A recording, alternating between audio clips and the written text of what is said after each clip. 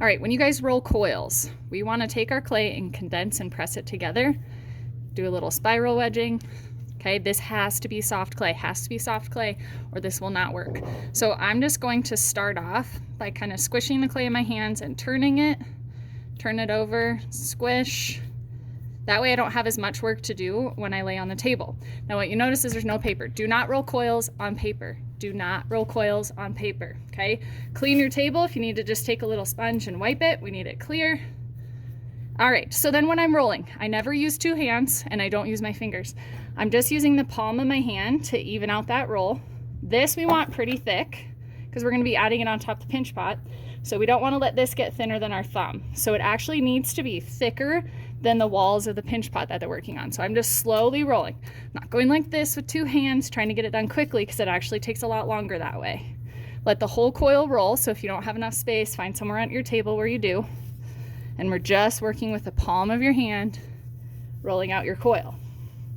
If I accidentally get a flat spot in it, so I have a flat spot right here where it looks kind of rectangular, it's not rolling, I'm gonna stop, I'm gonna squish it in my hands, rotate, and then roll again.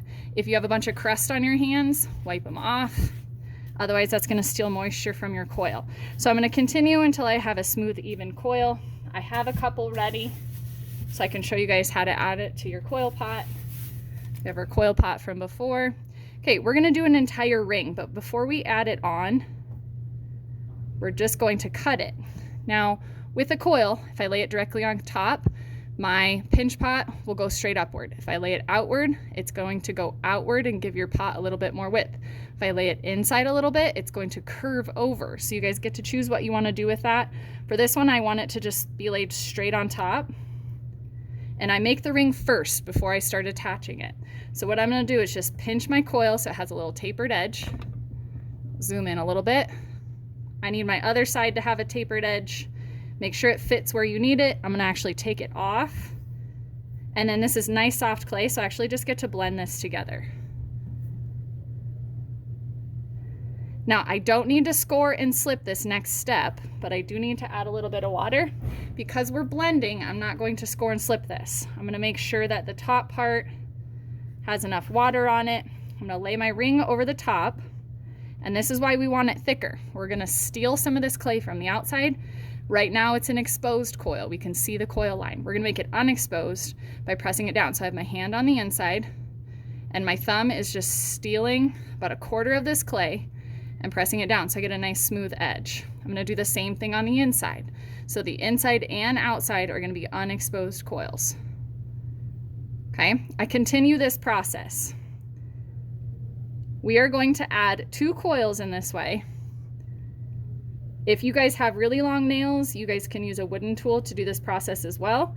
If your clay is hard, don't even try it with the coil. You won't be able to blend it and it's going to mess up your bowl shape. But if you notice, my hand that I'm not blending with, so my left hand, is always applying counter pressure on the outside. Or if I'm blending this side, I always have counter pressure on the inside.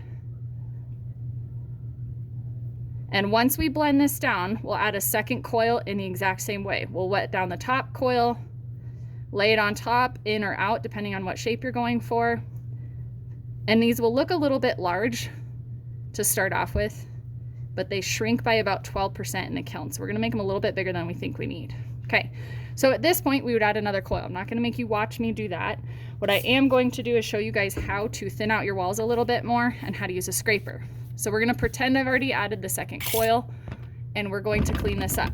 So with my hand on the outside, I'm going to scrape a little bit. This has a curved surface here. So I can scrape this so it's smooth. So our goal is to have a completely smooth surface. We can do this when it's plastic. We can do this when it's leather hard. If I look and I see that I can't reach a spot or it's still really dented, I'm gonna show you guys how to fix that. I'm gonna go to the outside of it. I'm gonna curve my flat metal scraper. I'm gonna clean the outside. And it's still really thick at this point, so we're gonna do a little bit more pinching, but this just helps me figure out where the big dents are. So now I'm gonna thin out this wall a little bit. So I'm going to continue pinching. This you can use 2 hands for, and I just work from the bottom to the top, and you guys are just using your hands as a guide. Sometimes it might look even, but you're going to feel a thick spot in your wall. And then we'll continue pinching and shaping. And continue through the whole thing. Now, if you notice when I'm pinching, I might make my walls a little uneven, and I'm going to tap it again. So I turn it over, lightly tap it on the table to make the top rim even. For the top, I'm going to zoom in a little bit. To even out the rim, put a little bit of water on my fingers, and I'm going to run my fingers like a mold over the top surface, and then flat over the top, and continue. Because even if the bottom walls aren't absolutely perfect, we can fool the viewer into thinking that our pinch pot is really even by getting a nice even lip over the top. So we're going to work on these. Even when they're leather hard, we'll be able to scrape them a little bit more. Now, let's say I get a dent in my wall like this right here, and I'm not able to scrape it clean. I can take some soft clay, has to be soft again. I can put water here, and because we're blending, I don't have to score and slip this on. I'm going to place it in, careful not to trap any air, and blend it. Okay, so that's kind of patching our little dents. And then I can take my scraper again, make sure it's clean. And I can go over that area with my scraper so I get a nice even wall. Now, doesn't matter if you have lines in here, we'll eventually get a sponge in there to fix that. And then when it's leather hard, I'm going to show you guys how to scrape even more to perfect your piece.